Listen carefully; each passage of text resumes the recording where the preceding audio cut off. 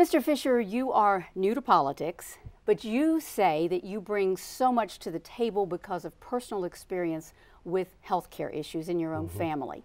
When you look at the most recent events happening on Capitol Hill, where do you see healthcare going at this point? I think that ultimately we get to a bipartisan solution. I believe that's what the people want.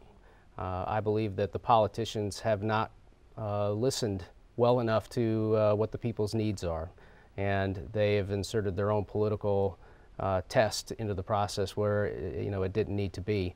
I think when you looked at the polling numbers and we've seen the outpouring of support for saving the Affordable Care Act, understanding that it's not perfect, but asking both political parties to work together to fix what is broken. And that's ultimately where I think we end up. It may be painful from a political perspective to get there, and we're going through a lot of these ups and downs in this bill introduction process and looking to vote on it. But ultimately, I think we get to a point where we sit down and we work together. You have a history working with nonprofits on an executive level. You have no history in politics. At this time in our nation, why would you want to get into this? Well, quite honestly, I believe that we are underrepresented as typical Alabamians, as average, everyday folks that have the ability to do the work but have never subjected themselves to political life. And you have to be willing to step into the arena and let your voice be heard, particularly if you feel like you have something to say and something to offer the political process.